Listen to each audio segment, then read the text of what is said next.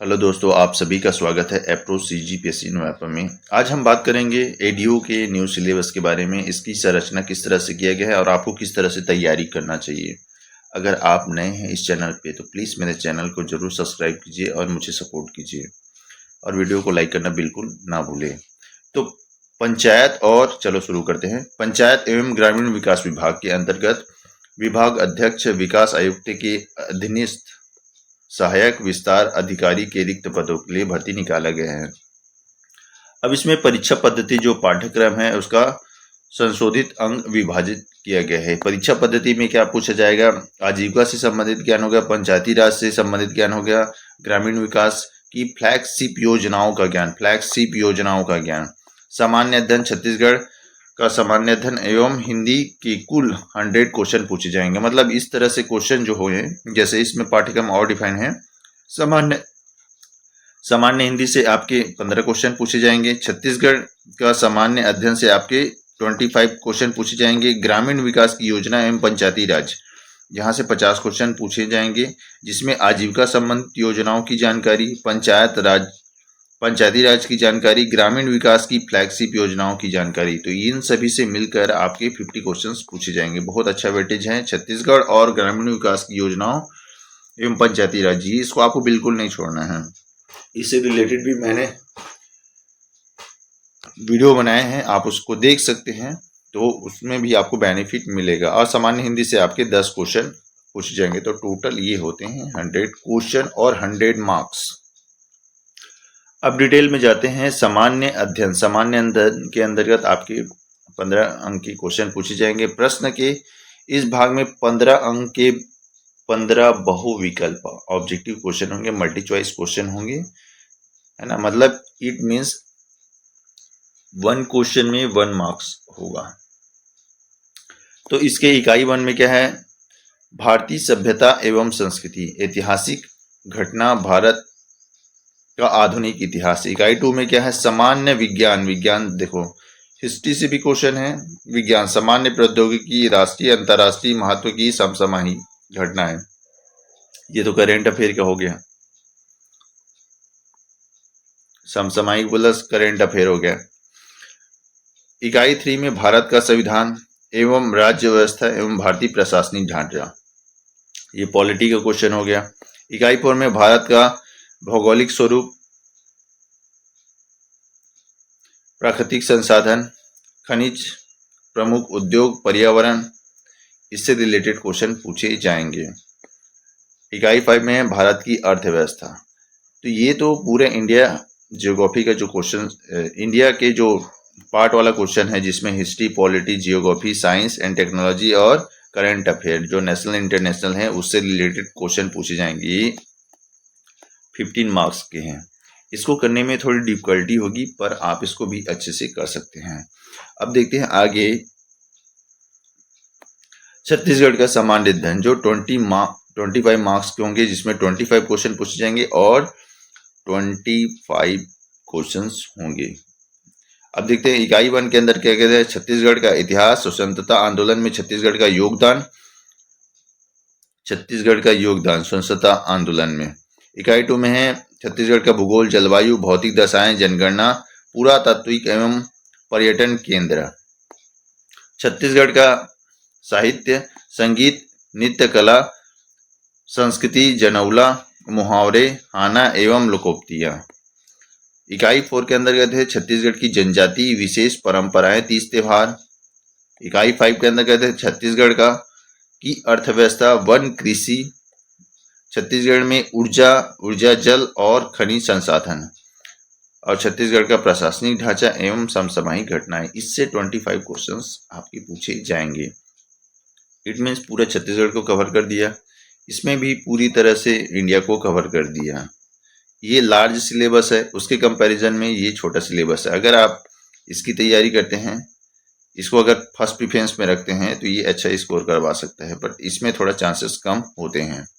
आगे चलते हैं। और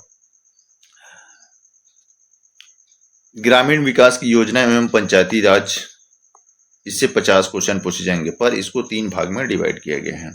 आजीविका संबंधित योजनाओं की जानकारी। आजीविका संबंधित योजनाओं की जानकारी से रिलेटेड क्या है, इकाई 1 में देखते हैं भारतीय कृषि। भारतीय कृषि एवं ग्रामीण अर्थव्यवस्था में उसकी भूमिका। तो भारतीय कृषि आपके उसमें इंडियन एग्रीकल्चर के अंतर्गत आ जाएगा, है ना। जैसे ग्रीन रिवॉल्यूशन हो गया, है ना, व्हाइट रिवॉल्यूशन हो गया, इससे रिलेटेड जैसे क्वेश्चंस पूछ सकते हैं। इसके अंतर्गत क्या क्या अंदर रखा गया उसको देखते हैं। इसके अंतर्गत हरित क्रांति, देखो श्वेत क्रांति, कृषि का मशीनीकरण, पशुपालन आदि का ग्रामीण और जनजीवन पर प्रभाव का अध्ययन अपेक्षित है। इससे रिलेटेड क्वेश्चन पूछा जाएगा। इकाई 2 के अंतर्गत आजीविका प्रदान करने में ग्रामोद्योग की भूमिका। इकाई 3 में संस्थागत विकास, स्व सहायता समूह के प्रकार, गठन की प्रक्रिया, इससे रिलेटेड क्वेश्चन पूछा जाएगा। इकाई 4 में है आजीविका हेतु परियोजना प्रबंधन, सहकारी एवं बैंक व्यवस्था। इकाई 5 के अंतर्गत है बाजार परिभाषा, प्रकार, स्थानीय बाजार की रूपरेखा, आजीविका, हस्तक्षेप के प्रकार, तरीके आदि। इकाई 6 में है आपका पशुधन उत्पाद एवं प्रबंधन। तो यहाँ से क्वेश्चन पूछे जाएंगे। अब पंचायती राज के बारे में देखते हैं। पंचायती राज में 73 संविधान संशोधन की विशेषता। छत्तीसगढ़ पंचायती राज अधिनियम 1993 ही पढ़ना है, स्पेशली मेंशन किया 1993 के ही पढ़ना है। त्रिस्तरीय पंचायत की संरचना, ग्राम पंचायत, जनपद पंचायत, जिला पंचायत के बारे में पढ़ना है। इकाई 5 में ग्राम सभा के बारे में स्पेशली पढ़ना है। इकाई 6 में है ग्राम पंचायत, जनपद पंचायत की स्थायी समिति और उनके कृत्य।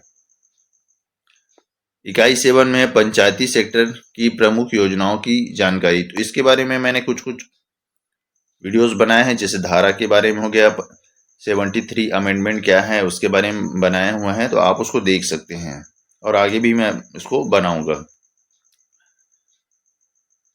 अब ग्रामीण विकास की फ्लैगशिप योजनाओं की जानकारी। ये फ्लैगशिप योजनाओं की जानकारी के बारे में भी इसमें बनाया गया है। तो देखते हैं इसमें इकाई 1 में है ग्रामीण विकास की विभिन्न योजना, उद्देश्य, पात्रता, मिलने वाली सहायता की जानकारी। इकाई 2 में है ग्रामीण विकास की योजनाओं की संक्षिप्त जानकारी, महात्मा गांधी, जैसा अब इसमें दे दिया है, स्पेशली मनरेगा, है ना, महात्मा गांधी राष्ट्रीय रोजगार गारंटी योजना हो गया, राष्ट्रीय ग्रामीण आजीविका मिशन हो गया, प्रधानमंत्री आवास योजना हो गया, प्रधानमंत्री सड़क योजना हो गया, मुख्यमंत्री सड़क योजना हो गया, स्वच्छ भारत मिशन हो गया, भारत सरकार द्वारा संचालित ग्रामीण विकास की योजना। देखो ये तो आपको पढ़ना ही है, पर इसमें और मेंशन किया भारत सरकार द्वारा संचालित ग्रामीण विकास की योजना एवं छत्तीसगढ़ राज्य शासन द्वारा संचालित पंचायत एवं ग्रामीण विकास की विभिन्न योजनाओं के बारे में आपको पढ़ना है। देखो इसके बारे में ये बहुत इंपॉर्टेंट है। डायरेक्ट यहाँ से 10 क्वेश्चन, 5 to 10 क्वेश्चन 100% आएंगे, तो आपको इसका बेनिफिट डायरेक्ट मिल सकता है। इसमें कुछ ज़्यादा स्पेसिफाई करने की जरूरत नहीं है। इकाई 5 के अंदर देखते हैं तो इसमें सामाजिक अंकेक्षण के बारे में पूछा गया है, तो इसके बारे में मतलब इसके बारे में पढ़ने की जरूरत है आपको। ग्रामीण विकास की योजनाओं के क्रियान्वयन में बैंक की भूमिका, इससे रिलेटेड क्वेश्चन पूछे जाएंगे, है ना। सूचना का अधिकार, सूचना का अधिकार 2005 पढ़ना है। देखो 2005 पढ़ेंगे तो आपके 2 से 5 क्वेश्चन डायरेक्ट कवर हो जाएंगे। तो ये डायरेक्ट डिफाइन किया गया है और उसको डायरेक्ट अगर आप पढ़ते हैं तो निश्चित तौर पर वहां से आपको एक अच्छा बेनिफिट मिल सकता है।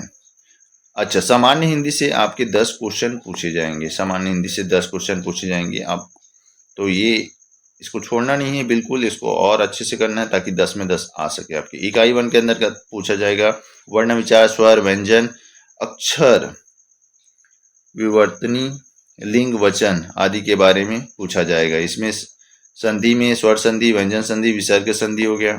इकाई 2 में शब्द विचार, शब्द रूप और शब्द संरचना, स्रोत के आधार पर शब्दों के वर्ग, तत्सम, तद्भव, देशज, विदेशी, अर्थ के आधार पर शब्द, भेद, पर्याय, वची शब्द, विलोम शब्द, है ना, अनेकार्थी शब्द के बारे में पूछा जाएगा। इकाई 3 में हो गया शब्द रचना, उपसर्ग, प्रत्यय, समाज, अनेक शब्दों या वाक्यांश के लिए एक शब्द। इकाई 4 के अंदर पूछा जाएगा पद व पदभेद, संज्ञा, संज्ञा के प्रकार, कारक, चिन्ह, सर्वनाम, विशेषण, क्रिया, इसके बारे में पूछा जाएगा। इकाई 5 के अंतर्गत है वाक्य परिचय, वाक्य के अंग, वाक्य के भेद, ये पद क्रम, इसके बारे में पूछा जाएगा। इकाई 6 में रचना, मुहावरे एवं लोकोक्तियां, अपठित गद्यांश, इसके बारे में आपसे क्वेश्चन पूछे जाएंगे। तो इस तरह से होते हैं कंप्लीट 100 क्वेश्चन और 100 मार्क्स। तो आपको इस सिलेबस को ध्यान में रखकर तैयारी करना है, इधर उधर नहीं भटकना है। क्या छोड़ना ज़्यादा इम्पोर्टेंट होता है, क्या पढ़ना तो इम्पोर्टेंट होता ही है, पर क्या छोड़ना इम्पोर्टेंट होता है। तो आपको अगर अपने इस पोस्ट के लिए 100% सिलेक्शन लेना है तो आपको इस सिलेबस के अकॉर्डिंग ही पढ़ना चाहिए। इधर उधर की बुक्स या फालतू चीज़ों से दूर रहें और पढ़ाई में अच्छे से ध्यान दें, निश्चित तौर पर सिलेक्शन होगा। हार्ड वर्क करें और सारे एरिया को कवर करने की कोशिश करें, तभी आपका सिलेक्शन हो सकता है। आज के लिए इतना ही, धन्यवाद। प्लीज़ इस चैनल को सब्सक्राइब करना ना भूलना। Thank you.